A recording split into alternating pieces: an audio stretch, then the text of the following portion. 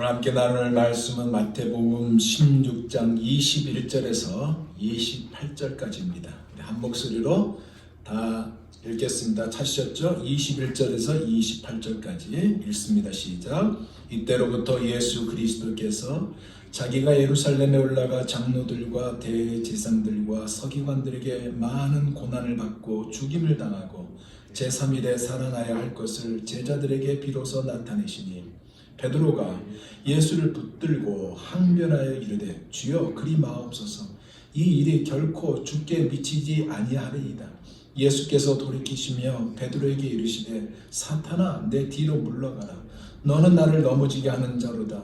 내가 하나님의 일을 생각하지 아니하고 도리어 사람의 일을 생각하는도다 하시고 이에 예수께서 제자들에게 이르시되 누구든지 나를 따르려거든 자기를 부인하고 자기 십자가를 지고 나를 따를 것이니라.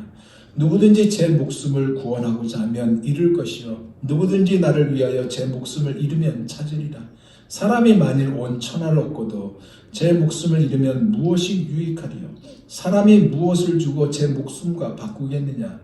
인자가 아버지의 영광으로 그 천사들과 함께 오리니 그때에 각 사람이 행한 대로 갚으리라. 진실로 너에게 이르노니 여기 서 있는 사람 중에 죽기 전에 인자가 그 왕권을 가지고 오는 것을 볼 자들도 있느니라. 아멘. 오늘 함께 나눌 말씀의 제목은 순환의 예고입니다.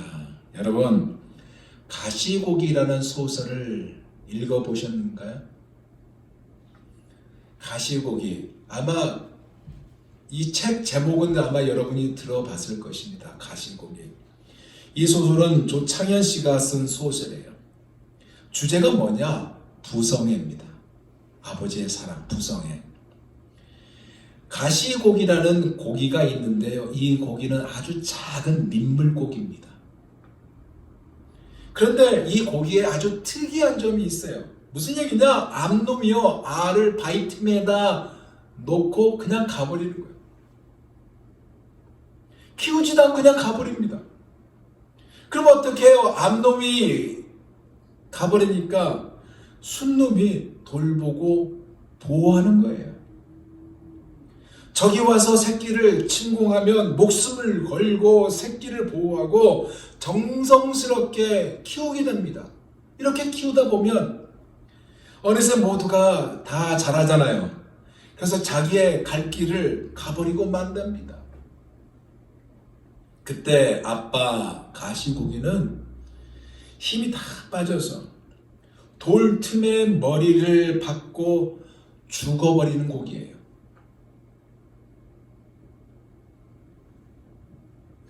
새끼들을 위해서 전적으로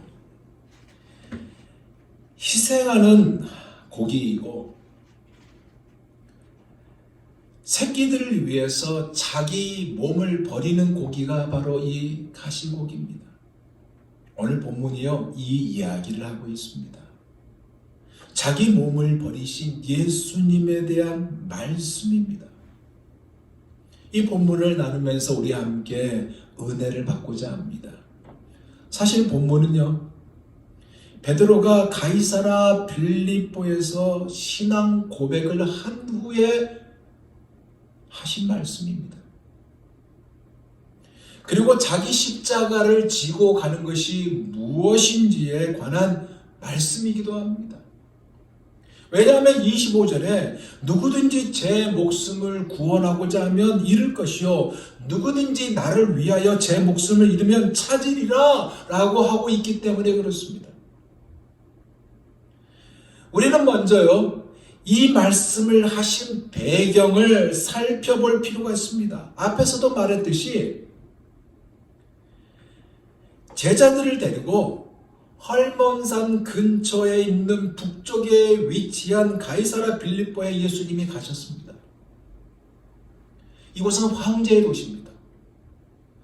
화려한 곳입니다. 이곳에 도착해서 제자들에게 얘들아, 사람들이 나를 누구라 하느냐? 라고 물었습니다. 그때 제자들의 답은 엘리야다, 모세다, 등등. 그러니까 한마디로 하나님의 선지자다고 그렇게 말한다는 이야기를 하고 있어요. 그러니까 예수님이 다시 묻습니다. 그러면 너희는 나를 누구라 하느냐? 이에 베드로가 16절에 고백을 합니다.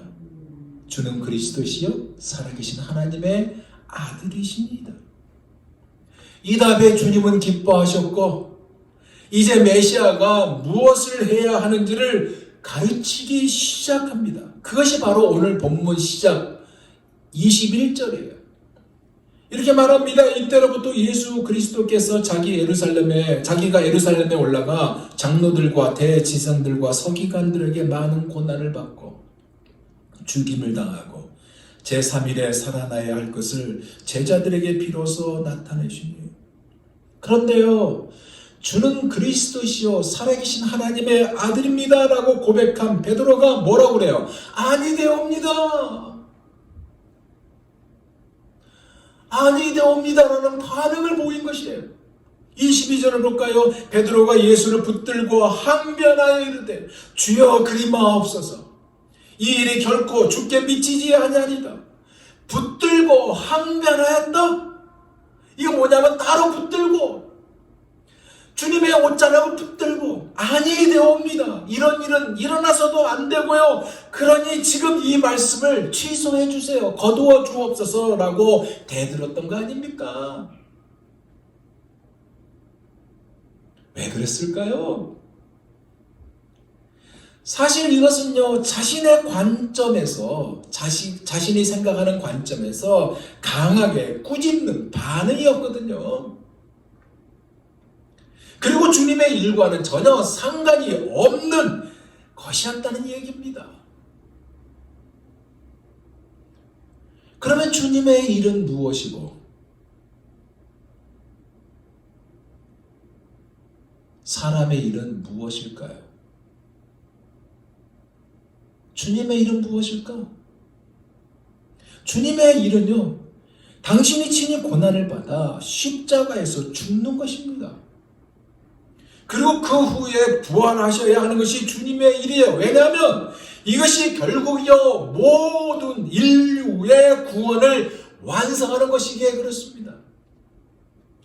이것 때문에 이 땅에 오신 목적이에요. 이것이 바로.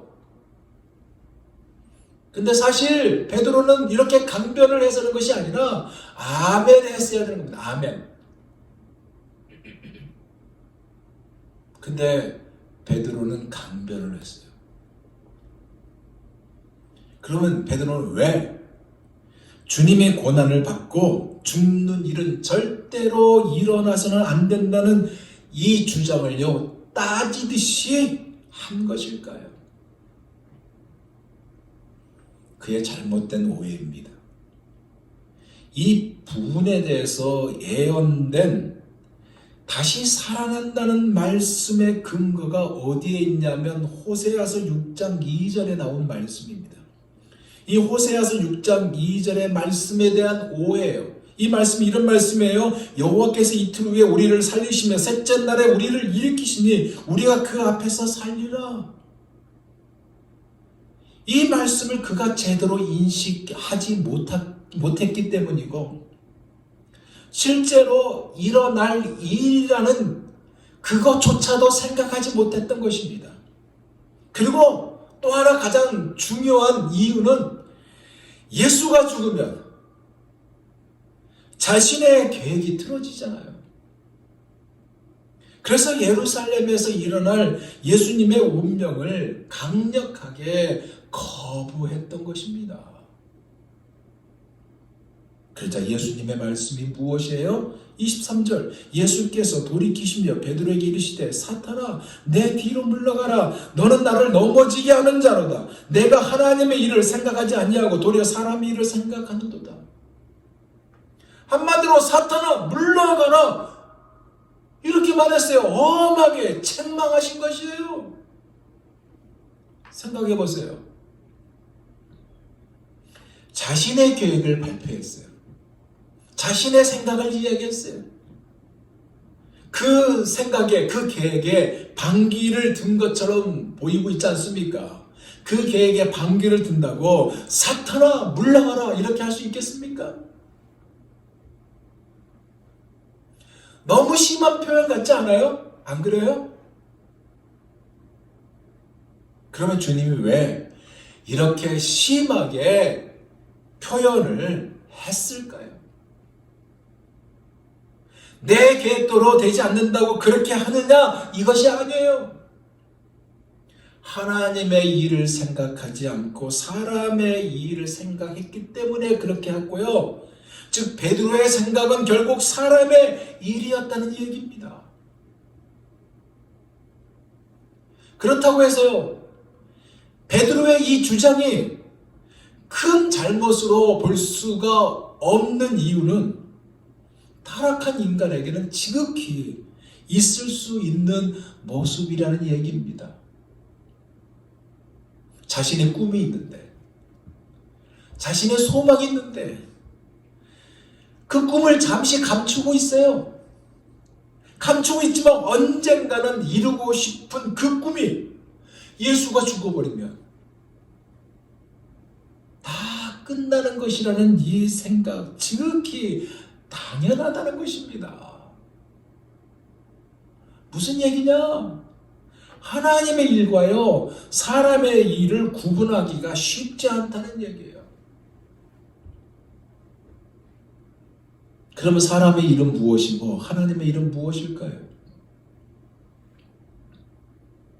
먼저 사람의 일은요, 예수님이 예루살렘에 들어가서 고난받고 죽임을 당하는 일이 아닙니다. 사람의 일은. 예수님의 예루살렘에 들어가서 고난받고 죽임을 당하는 것이 하나님의 일인데 이것이 아니에요. 그럼 뭐예요?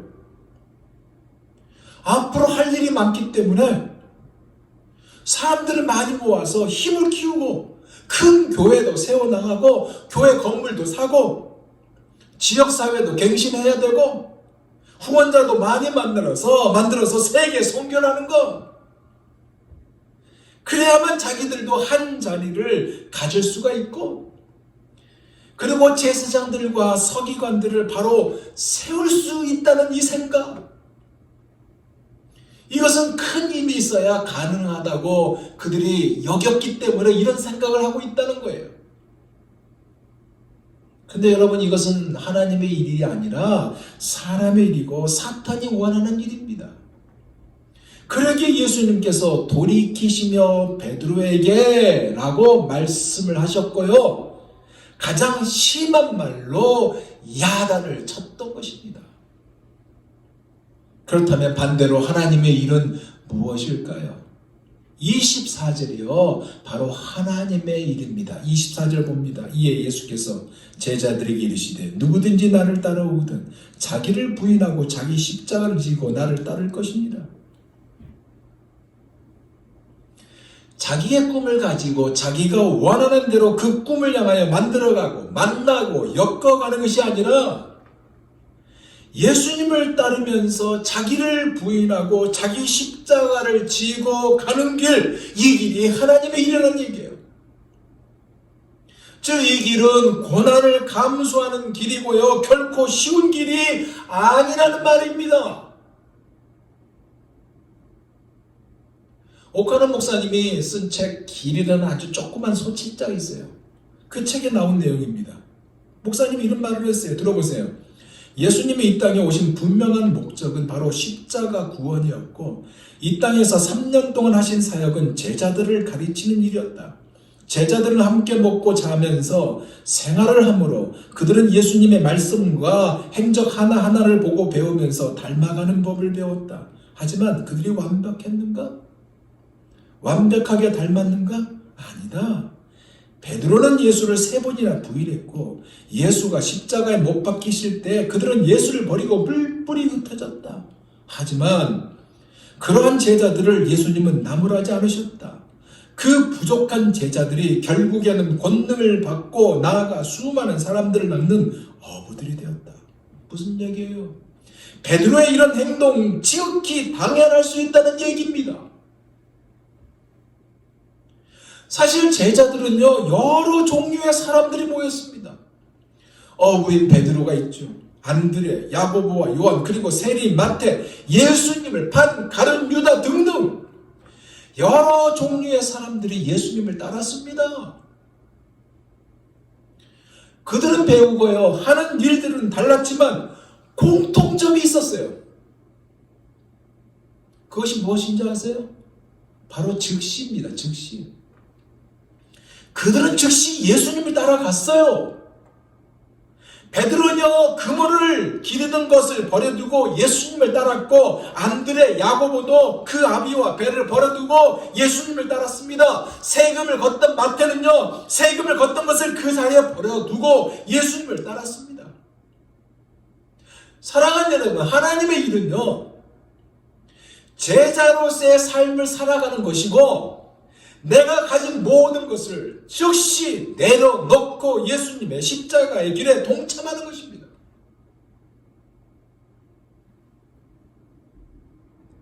교회를 다니는 분들은 다 이분의 이야기를, 이분의 이름조차도 다 알 겁니다. 토마스 선교사님. 토마스 선교사님을 모르는 분이 없을 거예요. 그는요, 복음을 전하기 위해 한국을 찾은 선교사 아닙니까? 한국 땅을 밟아보지도 못했어요. 26세에 26세의 젊은 나이에 어딘지 모르는 땅에, 어딘지도 모르는 땅에 누군지도 모르는 사람들에게 복음을 전하기 위해서 조선에 온 선교사입니다. 자신이 탄 제너럴 서머너가 배에 있는데 그 배가 불이 탔습니다. 불에 타는 순간에 사람들에게 그가 성경책을 막 던졌습니다. 자신이 죽는 직전 순간까지도 자신의 목을 치려던 병사에게도 성경을 막 던졌습니다. 건네주는 그 일을 했습니다.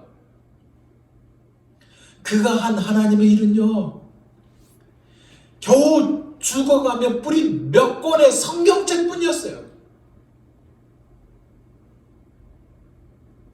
그 몇 권의 씨앗들이라는 얘기입니다. 그런데 그것이 지금의 한국교회 1000만 명이라는 기독교의 열매를 맺게 한 거 아닙니까? 왜요? 하나님의 일은 세상 모든 백성들이 하나님의 자녀가 되는 그 일이기 때문에 그렇습니다. 그리고 이 일을 이루기 위해 주님이 오신 거 아니에요?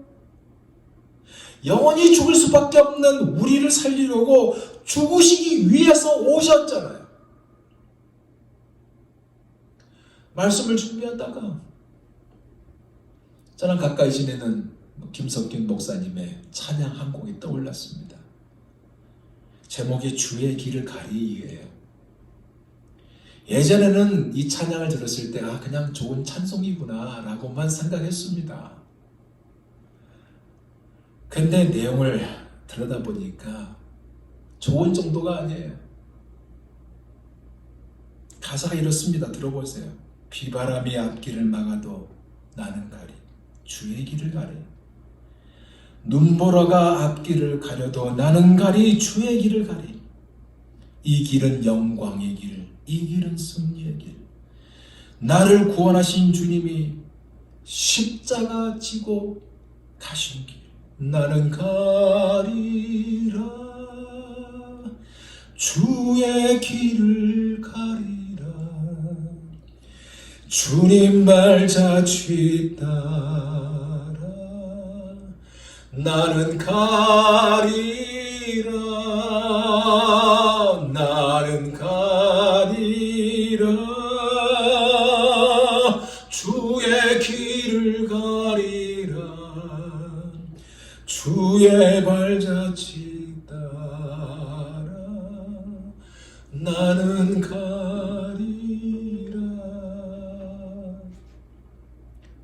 사랑하는 여러분, 하나님의 일은요 결국 십자가입니다. 고린도전서 2장 1절에서 2절에 바울이요, 형제들아 내가 너희에게 나아가 하나님의 증거를 전할 때에 말과 지혜의 아름다운 것으로 아니하였나니 내가 너희 중에서 예수 그리스도와 그의 십자가에 못 박히신 것 외에는 아무것도 알지 아니하기로 작정하였습니다 라고 했습니다. 무슨 얘기냐면 결국 우리는 변화되어야 하겠지만 변질이 되어서는 안 된다는 것. 그것이 바로 십자가라는 얘기예요. 그런데 여러분, 우리는 변질이 되잖아요. 그것도 너무나 잘 되지 않습니까? 솔직히요, 저 자신을 돌아볼 때도요, 어떨 때는 깜짝 놀랄 정도로 내가 왜 이렇게 달라져 있지? 그렇게 생각할 때가 많이 있습니다. 그것을 생각할 때 저는 갑자기 슬퍼지기도 했던 경험이 있습니다. 여러분, 왜 달라지는지 아세요? 왜 달라지는 것일까요? 저는 이렇게 생각합니다. 십자가의 영성이 흐려지니까, 십자가의 영성으로부터 점점 멀어지니까 변질되는 것이고, 주님과의 거리가 멀어져서 변질되는 것이라고 생각해요. 왜요? 하나님의 일에는 십자가를 빼놓을 수가 없기에 그렇습니다. 로마서 3장 24절에요. 그리스도 예수 안에 있는 구속으로 말미암아 그랬어요. 이건 속량으로 말미암아 그렇게 돼 있고요. 바꿔 말하면 십자가로 말미암아, 더 앞서가면 십자가의 보혈로 말미암아 이거예요. 하나님의 은혜로 값없이 의롭다 하심을 얻은 자 되었느니라. 바울의 선포거든요. 선언이에요. 결국 십자가가 하나님의 일, 이 아닙니까? 그러기에 바울은요, 하나님의 일을 하면서 날마다 눈물이었고, 날마다 성도들을 바로 세우기 위해서 밤잠을 자지 못하였고, 굶주리고 나중에는 자기의 권리조차도 요구하지 않냐는 십자가의 길을 걸었습니다. 성공을 떠벌리지도 않았어요. 적극적인 사고도 떠벌리지 않았습니다. 인생을 사는 데 있어서 복을 이야기하지도 않았어요. 왜요? 그의 중심에 십자가가 있었기에 변질되지도 않았고, 자신의 목이 날아갈 때까지도 변질되지 않았습니다. 이영도 목사님이라고 계세요. 일찍 돌아가셨죠. 아주 오래된 분입니다. 거의 초창기 때, 우리나라의 초창기 때 계셨던 분이에요. 감리교 목사님입니다. 한때 이단으로 몰렸던 목사님이에요. 그가 34세 젊은 나이에 하나님의 부르심을 받았습니다. 그의 메시지는요, 교단도, 총회도, 노예도, 인간관계도 없이 오직 예수였습니다. 신비주의자도 약간 있으니까 그의 짧은 33년의 생의 마지막에 가서는 약간 좀 너무나 교계로부터 반발도 받기도 했습니다. 그래서 이단이라는 소리도 받았지만 나중에 다시 복권되었죠.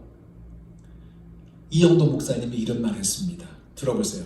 제국주의는 만몬의 손에 들어가서 부정한 환희의 춤을 추고 전쟁욕, 권세욕, 소유욕, 새마녀는 구라파의 노변에서 잔치의 술을 마시고 있습니다.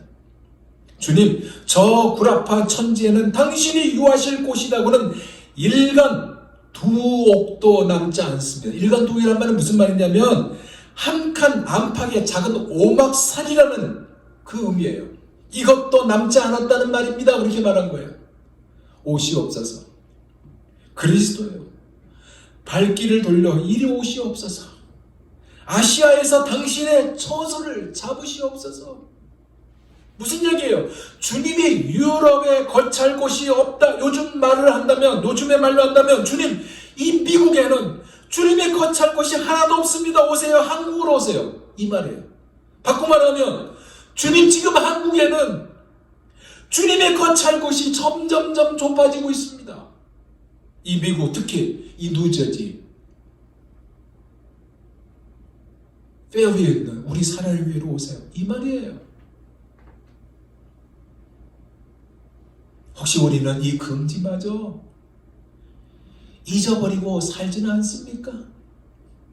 십자가 앞으로, 아니 하나님의 일로 다시 돌아가야 하지 않을까요? 그래서 주님이요 25절에서 26절에 말씀을 하셨어요. 누구든지 제 목숨을 구원하고자 하면 잃을 것이요, 누구든지 나를 위하여 제 목숨을 잃으면 찾으리라. 사람이 만일 온 천하를 얻고도 제 목숨을 잃으면 무엇이 유익하리요? 사람이 무엇을 주고 제 목숨과 바뀌겠느냐? 여기서요, 제 목숨을 구원하고자 하는 삶은 결국 잃을 것이라는 말씀이에요. 즉 자기 목숨을 구원하고자 하는 삶을 가지고 열심히 살면 실제로 온 천하를 얻을 수가 있고 성공 신화를 이야기할 수가 있고, 그렇지만 결국은 잃을 것이요라는 이야기예요. 그래서 사람이 온 세상을 얻고도 제 목숨을 잃으면 무슨 이득이 있겠느냐라고 하셨던 것입니다. 이 세상에서의 죽음을 뜻하는 동시에 영원한 멸망을 의미하는 말씀이에요. 하지만 자기를 부인하고 자기 십자가를 지고 주님을 따르면 혹시 몸은 죽임을 당할 수 있어도 결국 영원한 생명 가운데 거하게 된다는 이 말씀을 하고 계신 것입니다.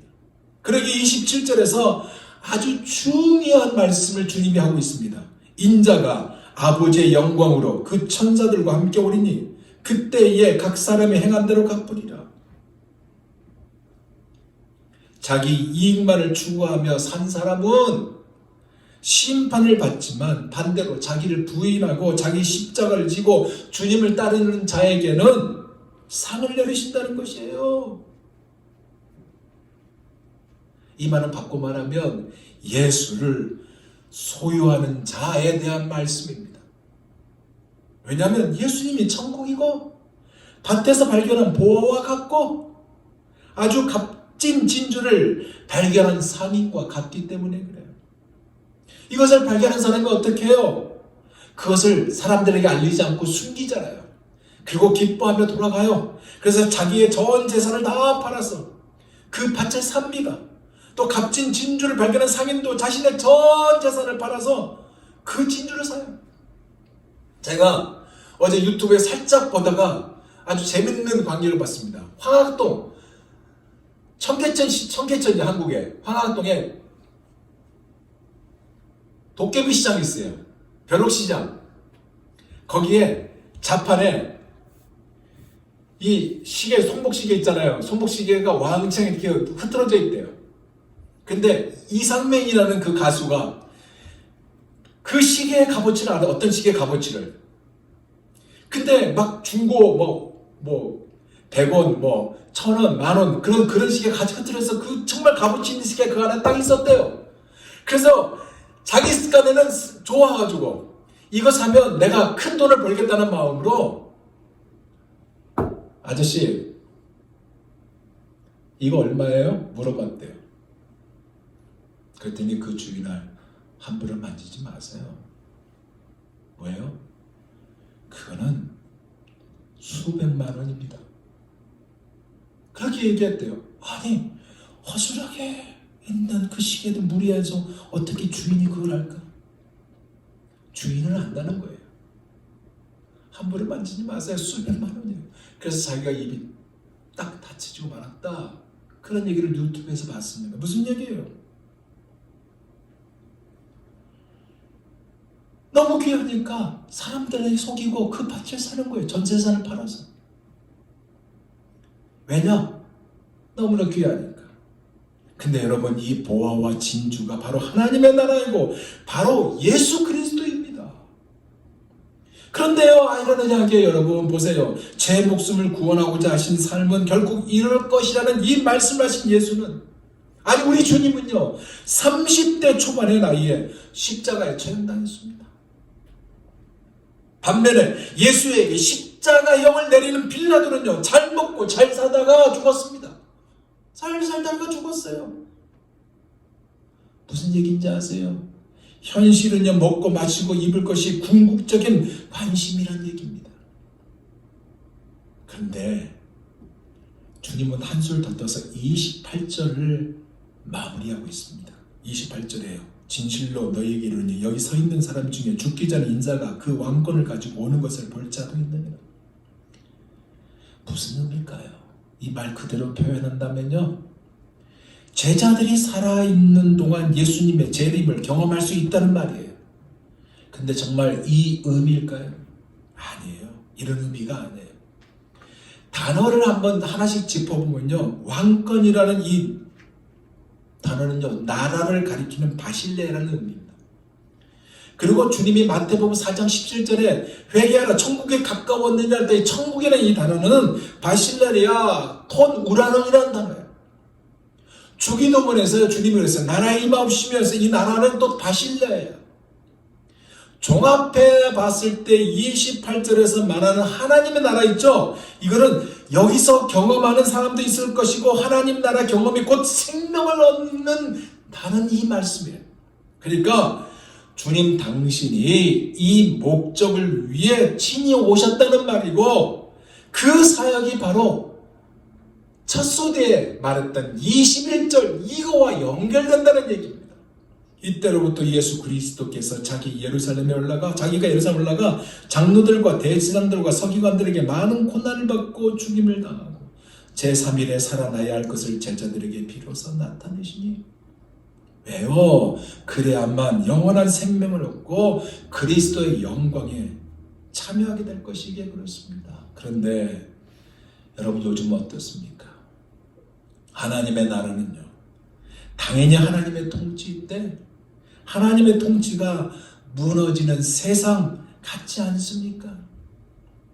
폭력이 지배하는 세상 같고 죄가 없는 사람의 고난을 겪는 세상 같고 악한 사람의 잘되기도 하며 정의와 평화가 파괴되는 세상 같지 않습니까?